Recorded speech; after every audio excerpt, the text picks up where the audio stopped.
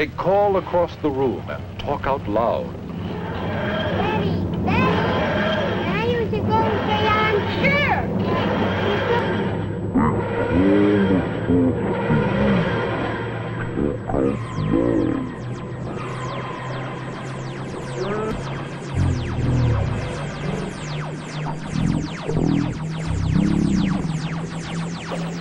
They call across the room and talk out loud.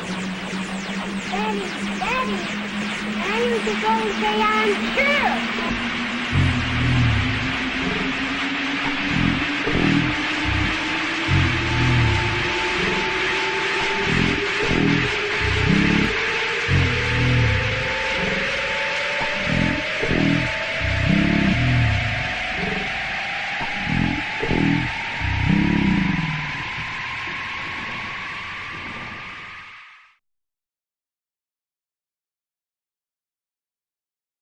What page should we turn to? Page 179.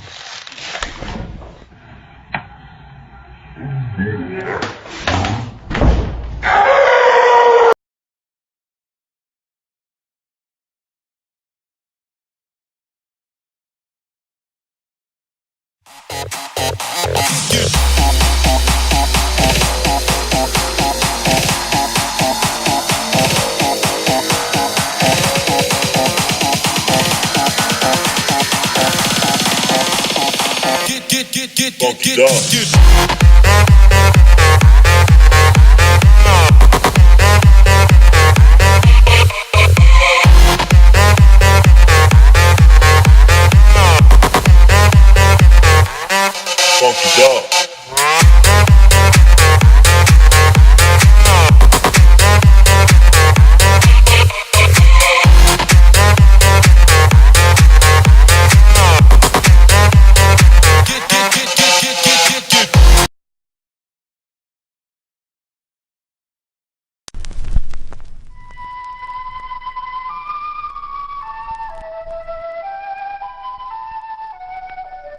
The wood spider is the most accomplished of all web-building species. Recently, scientists gave these tiny creatures a variety of psychoactive drugs to observe their effects on web building. When given a minute dose of LSD, the spider's web took on an unfamiliar, minimalist structure. When given caffeine, the web structure was not affected, but the spider's behavior was. Given THC, the active ingredient in marijuana, the spider didn't build a web. It built a hammock, where it lay all day and watched the caffeine spider go. When given alcohol, the spider built a web, found a mate, and raised over 100 young. But the mate got a restraining order, and now the spider can't go within 100 centimeters of the web. The crack cocaine spider figured building webs was for suckers, waited till the caffeine spider was exhausted, then came up behind it and popped a cap in its ass. Nice web, Mr. Crack Spider. When winter came, the marijuana spider had no place to live. It ended up in the crack web as the crack spider's bitch. For more information on the crack spider's bitch, contact the Canadian Wildlife Service in Ottawa.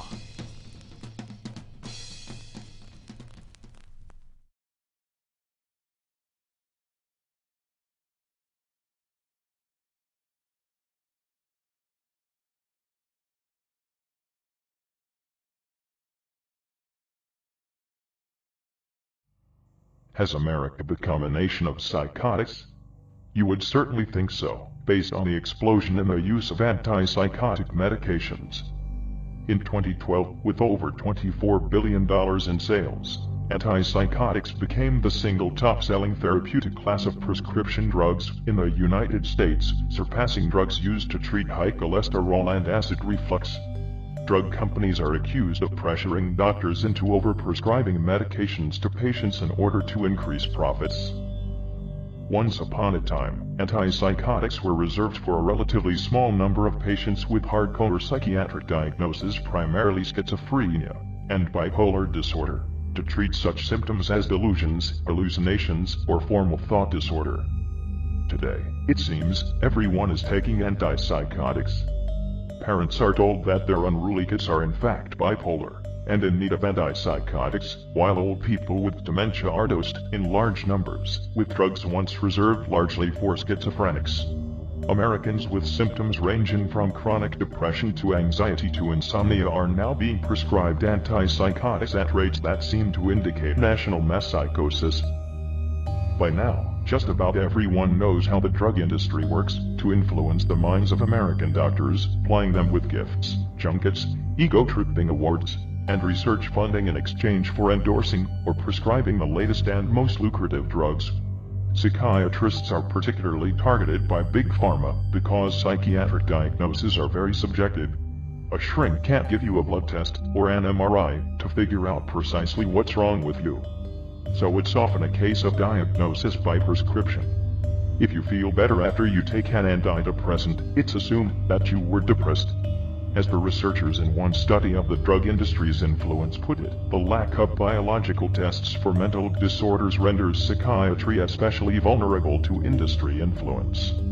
For this reason, they argue, it's particularly important that the guidelines for diagnosing and treating mental illness be compiled on the basis of an objective review of the scientific evidence, and not on whether the doctors writing them got a big grant from Merck or own stock in AstraZeneca. Psychiatrists are in the pocket of industry. Most of the Diagnostic and Statistical Manual of Mental Disorders, DSM, the Bible of mental health clinicians, have ties to the drug industry. Likewise, a 2009 study showed that 18 out of 20 shrinks, who wrote the American Psychiatric Association's most recent clinical guidelines for treating depression, bipolar disorders, and schizophrenia, had financial ties to drug companies and were being ordered to promote the drugs at any cost. The use of psychoactive drugs, including both antidepressants and antipsychotics, has exploded, and if the new drugs are so effective, we should expect the prevalence of mental illness to be declining, not rising. Instead, the tally of those who are so disabled by mental disorders that they qualify for Supplemental Security Income, SSI, or Social Security Disability Insurance, SSDI, increased nearly 2.5 times between 1987 and 2007, from 1 in 184 Americans to 1 in 76. For children, the rise is even more startling, a 35-fold increase in the same 2 decades. Mental illness is now the leading cause of disability in children. Under the tutelage of Big Pharma, we are simply expanding the criteria for mental illness so that nearly everyone has one. In the age of aggressive drug marketing, psychiatric diagnoses have expanded to include many perfectly normal people. What's especially troubling about the overprescription of the new antipsychotics is its prevalence among the very young and the very old, vulnerable groups who often do not make their own choices when it comes to what medications they take. Investigations into antipsychotic use suggests that their purpose, in these cases, may be to subdue and tranquilize rather than to treat any genuine psychosis. The number of children and adolescents treated for bipolar disorder rose 40-fold between 1994 and 2009. 1 in 5 children who visited a psychiatrist came away with a prescription for an antipsychotic drug. 1 in 3 of the psychiatrists has taken speaker fees or gifts from companies that make antipsychotic medications. In addition to expanding the diagnosis of serious mental illness, drug companies have encouraged doctors to prescribe atypical antipsychotics for a host of off-label uses.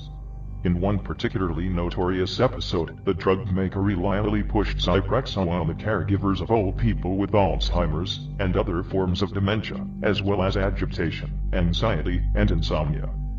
In selling to nursing home doctors, sales reps reportedly used the slogan 5 at 5, meaning that 5 milligrams of Zyprexa at 5 p.m. would sedate their more difficult charges.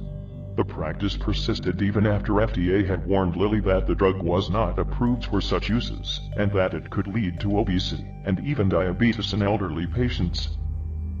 A growing number of health professionals have come to think these drugs are not really as effective as older, less expensive medicines which they have replaced, that they themselves produce side effects that cause other sorts of diseases such as diabetes, and plunge the patient deeper into the gloomy world of serious mental disorder.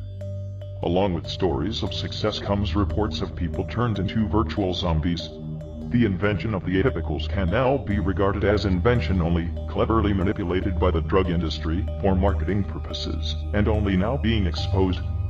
Bottom line, stop Big Pharma and the parasitic shrink community from wantonly pushing these pills across the population. A group of vigilantes in Mexico has seized a small town in the western state of Michoacan on Sunday morning after clashing with drug cartel members. The vigilantes seized the town of Nueva Italia on January 12th. More than 100 armed civilians entered the town in pickup trucks and surrounded the city hall, where they were met by gunfire from alleged members of the Knights Templar drug cartel. 2 of the vigilantes were wounded. The vigilantes say they were advancing towards Apatzingan, the alleged headquarters of the Knights Templar drug cartel. Vigilantes, also known as community police and self-defense forces, control several towns in Michoacan.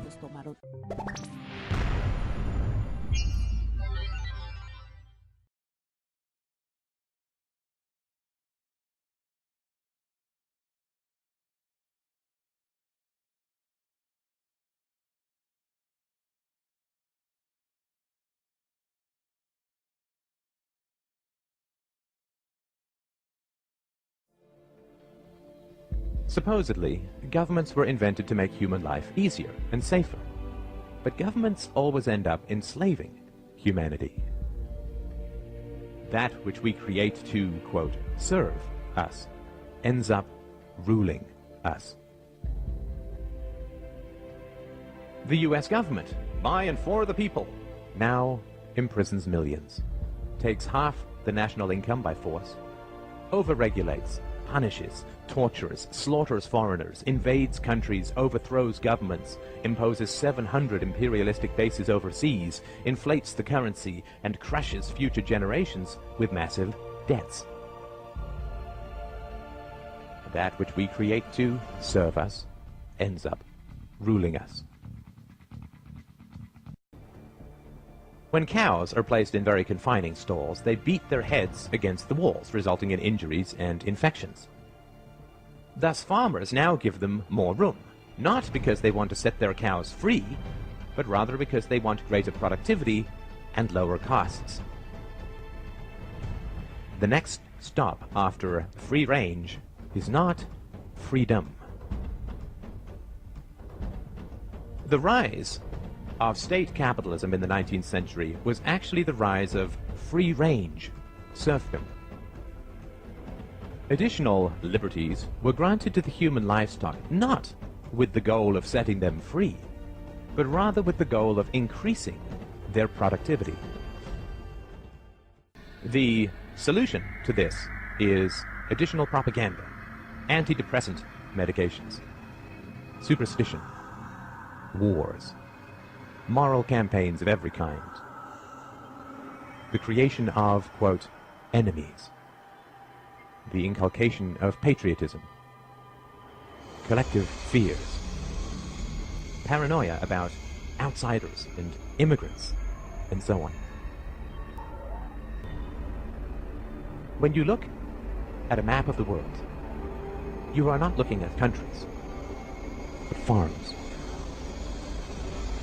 You are allowed certain liberties: limited property ownership, movement rights, freedom of association and occupation, not because your government approves of these rights in principle, since it constantly violates them, but rather because free-range livestock is so much cheaper to own and so much more productive.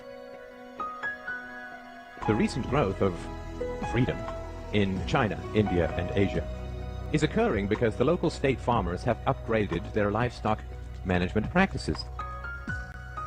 They have recognized that putting the cows in a larger stall provides the rulers more milk and meat. Rulers have also recognized that if they prevent you from fleeing the farm, you will become depressed, inert, and unproductive. A serf is the most productive when he imagines he is free. Thus, your rulers must provide you the illusion of freedom in order to harvest you most effectively. Thus, you are allowed to leave, but never to real freedom, only to another farm, because the whole world is a farm. They will prevent you from taking a lot of money. They will bury you in endless paperwork. They will restrict your right to work, but you are, quote, free to leave. Due to these difficulties, very few people do leave, but the illusion of mobility is maintained. If only 1 out of 1,000 cows escapes, but the illusion of escaping significantly raises the productivity of the remaining 999, it remains a net gain for the farmer. You are also kept on the farm through licensing. The most productive livestock are the professionals. So the rulers fit them with an electronic dog collar called a license, which only allows them to practice their trade on their own farm.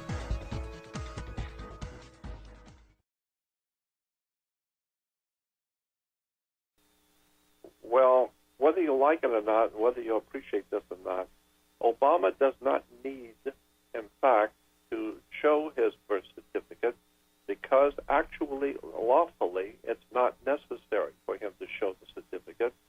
And so that's why he doesn't bother, because he knows, like I do, that it's not lawfully required that for him to show his birth certificate to be the President of the United States. And here's why. It's because he's not the President of the United States of America, the Republic. He's the President of a privately owned corporation. It's a corporation. It's a company. Yep. Well, hell, we got plenty of corporations right here in California in which the president of the corporations are not Americans. They're Japanese, or they're Chinese, or they're Russians, or they're Europeans who happen by chance to be living in Los Angeles, who are presidents of their corporations. But they don't have to have show their birth certificate for them to be the president of their corporation. Japanese, and I've met Japanese people who are heads of their corporations here. They don't need to have a birth certificate to be the president of their corporation. It's their company. And so that's all the United States is, a corporation. It's a privately owned company, a corporation, not the government of America. It's a privately owned corporation. It's a company. And people don't understand that. But you do understand that banks have a president. General Motors has a president. Ford Motor Company has a president. Baskin-Robbins has a president. Sears has a president. All corporations must have a president.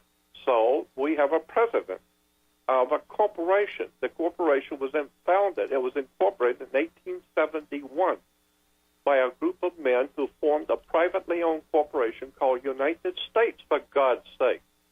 It's a privately owned corporation that became a municipal corporation, and it's a company. And people don't realize that. And so Obama's just a president, like my friend who is a president of the bank down here on Ventura Boulevard. He's the president of the bank. He can be the president of the bank. He doesn't have to show the bank his birth certificate because he's just the president of a company, a corporation. This is what the American people don't understand. Obama's not the president of America. He's the president of a corporation. Period. It's a company. Now, if you really want to get smart, do something really clever. Read a book and start finding out who owns the United States Corporation, incorporated in Delaware, 1871. Who owns the privately owned company? Now you're getting somewhere. Now you're getting to the bottom of the line on how this stuff really works. And so I have been talking about all of this for a long time, but people do not understand. The United States is not a country. It's a corporation. This is why if you go to us.gov, you will see on the web anywhere when you go to any government agency called U.S. government, it will always have a little round circle at the end of the word United States, a little round circle with a C in it. It means it's copyrighted. It's a copyrighted term. United States, like Baskin-Robbins, Sears. It's like Ford Motor Company. It's a copyrighted corporation name. It's a company, for God's sake. Wake up. Obama is the president of a corporation, a company, not the president of America. The president of America, the United States of America, the land of the free and home of the brave, that's been gone for a long time, since 1871. Now, the person who would be the president of the United States of America, the republic, would by law have to show that it was born here. But you don't have to show anything if you are not the president of the United States. You're president of a corporation. You understand what I'm saying? It's all just business. It's just business. A million people die, it's just business. Look at, they figure you're going to get screwed anyway because you're so damn stupid, and you're never going to do anything on your own to get yourself out of the mess you're in. So since you're so profoundly ignorant, you deserve what you get. Stupid, you might as well just, so that's why they don't even bother to tell you, because there's nothing you're going to do about it anyway. Nothing you're going to do about it anyway. You've been had. It's over. 1871, it was finished. It was over. And that's why before 1871, if you remember the old cowboy movies, the old John Wayne cowboy movies, the cowboys could ride into town with their guns on their hips and go in the bar, and if they have a falling out, they could walk out in the street. And right in front of the sheriff's office, they made movies, the old cowboy movies, where the cowboys could ride into town with their guns. They didn't have to have a permit. They didn't have any police. The reason why you have a police is because in 1871, a privately owned company, a corporation, was founded in Delaware. And that corporation cannot make laws, but they do have policy. Like Sears, they have a policy. It's not God's law. It's not the law of the land. It's just Sears, their law. It's called their policy. Got it. So therefore, the corporation called United States, founded in 1871, has their own policy. Mm-hmm. And so the policy is decided by the politicians and backed up by the police. Police back up the policy of the politicians that work for the corporation. Wake up. It's a new day. The world is owned by our masters.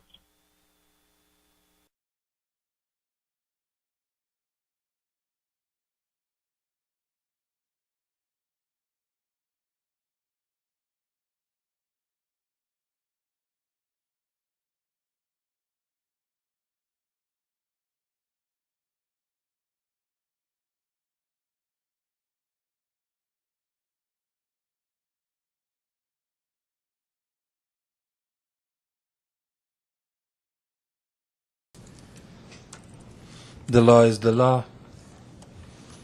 Now we're going to break the law by allowing these people to do what they want to do. Now, you people, as our council, should abide by your laws. You people make these laws. This gentleman that just spoke, he said taller is better than fatter. I got news for this gentleman. I have a lot of fat friends that wouldn't like that idea. I'm here to represent myself and the Kanaka Maoli. People come to our land and they just like to take. Nobody want to give, How is this going to support our homeless people living on the beach, the Hawaiian people? It's not. It's like the rail. It's not going to help us. But all taxpayers have to pay for it. It's ridiculous that they can get a permit for this building, and then all of a sudden now they want another permit. They should have got that permit from the very beginning. Took me 2 years to get a permit to build a house. Now these people just want a permit just like that. I say no.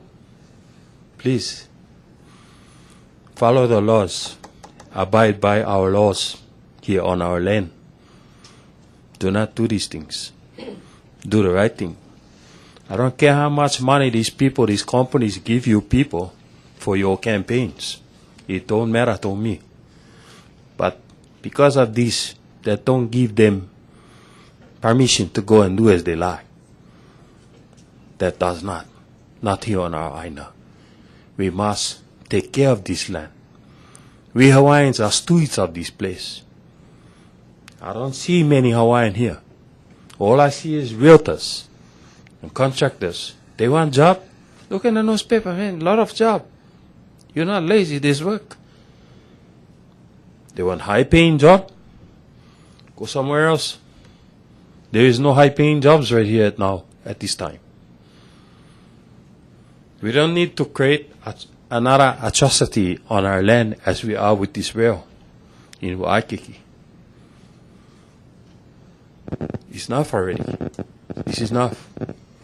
Do the right thing and follow the laws.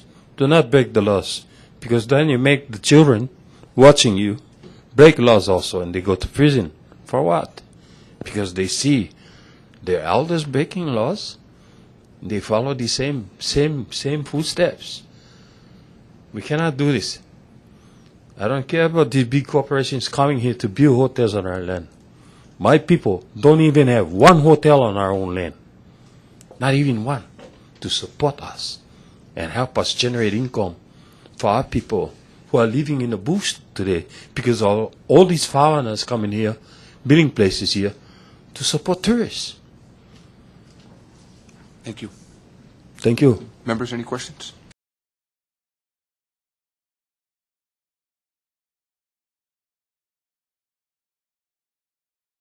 For the last half-century, an elite organization called the Bilderberg Group has met annually all around the world in total secrecy, behind closed doors and with no official press coverage. It started in 1954 when the world's most powerful people joined forces in the Netherlands at Hotel Bilderberg, where Prince Bernhard, a former Nazi party member, was integral in its formation. Last year it was in Zurich, Switzerland. It was believed that the group discussed how to handle the Arab Spring at that conference. And this year they're meeting in the wealthy city of Chantilly, Virginia, right next to Washington, D.C. The group is comprised of 130 or so of the world's top elites in politics, banking, food, oil, media, and national defense.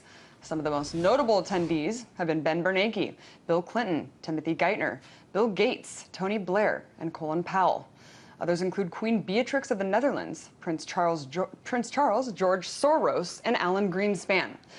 Henry Kissinger and David Rockefeller are integrally involved as members of the Bilderberg Steering Committee, which is responsible for carefully crafting who will be attending the meetings every year.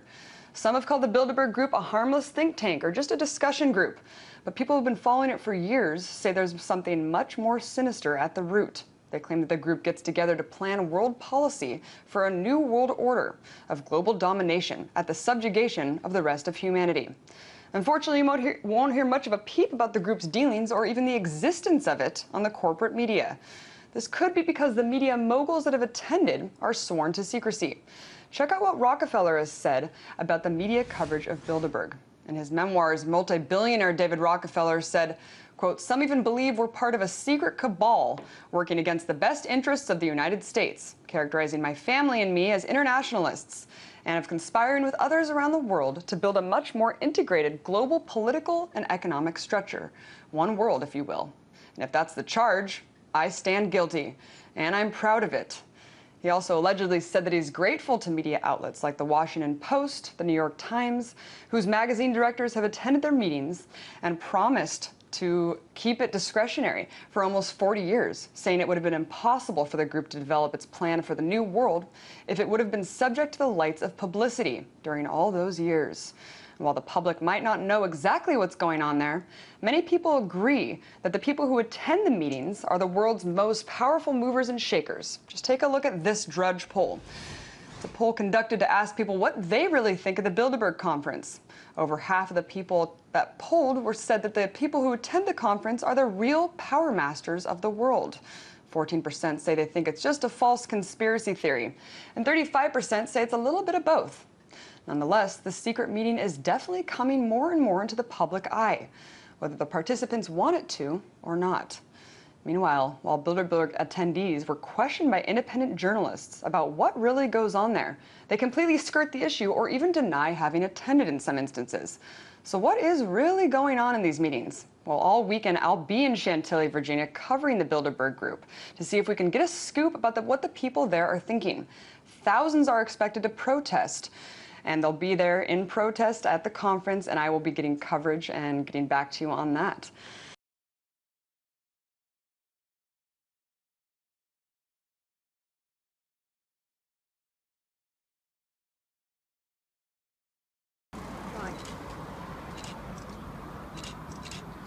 Something is rotten in the state of Denmark. Danish Bilderberg province hired to execute the agenda of the New World Order. Tom, we don't want you here. Was besser.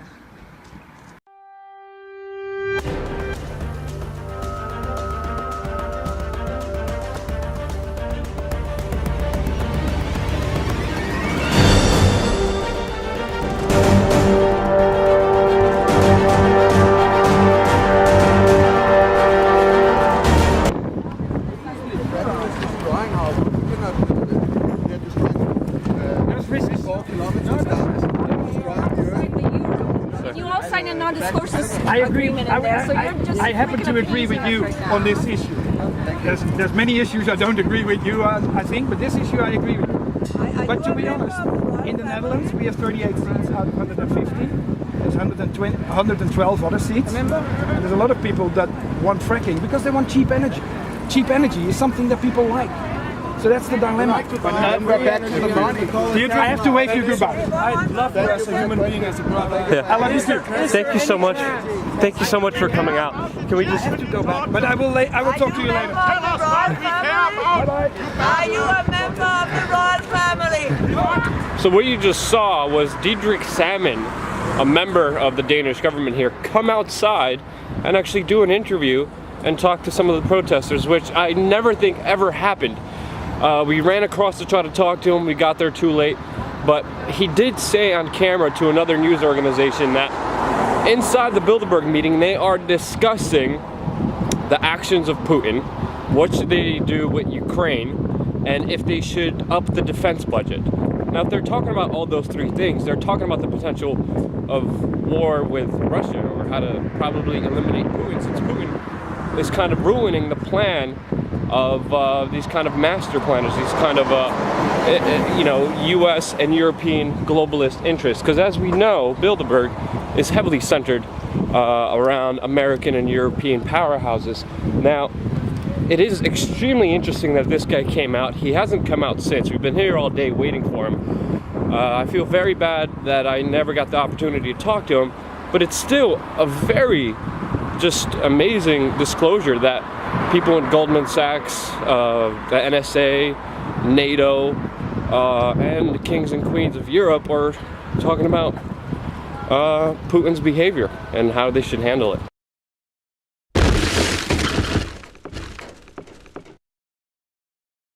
And Mr. Kissinger, what are you going to be doing at Bilderberg this year in Switzerland? What am I going to do in Bilderberg, yeah, in Switzerland this year. What happens there? What was your business meeting at the Bilderberg meeting, and how come there's no place there? Can you please answer that question, sir? I'm such a big fan of yours. Just one question, very important.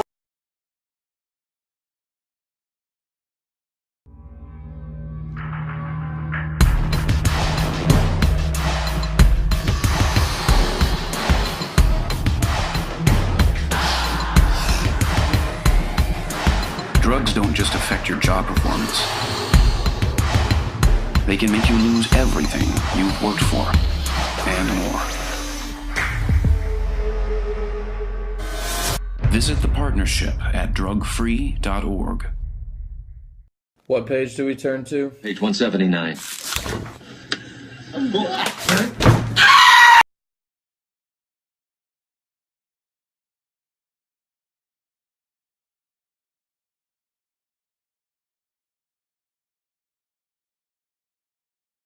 Hello ladies and gentlemen, and welcome to Klagemauer TV, Planned Reduction of the World Population. A leader of the British Empire, Sir David Attenborough, said in a radio interview on the 21st of January 2013, "We are a plague for the world. In the next 50 years or so, it will take revenge." Not only the climate change is a topic, there is simply a lack of space, lands where there could be food products grown for this enormous horde. Either we reduce the population increase, or nature will do that for us, like it is reducing humankind for us already. David Attenborough is so right, it seems. The revenge of nature is already being staged. Just to mention a few examples: earthquake caused by earthquake weapons, diseases caused by injections or contaminated fields and meadows caused by chemtrails, and many more. So thank you for your attention, and don't feel bad that you are on Earth still. We do need you.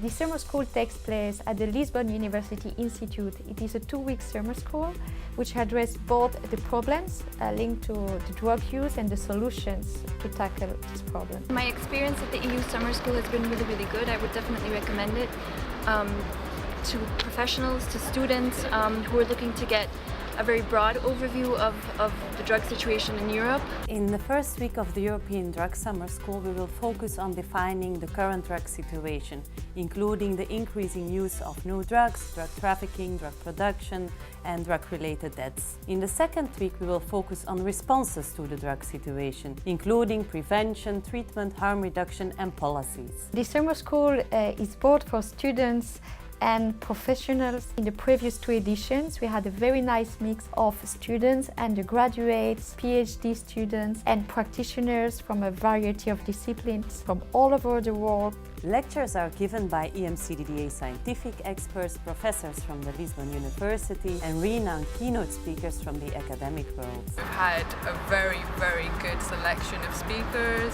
The people who actually gave the lectures, they really knew what they were talking about. I think I've learned quite a deal.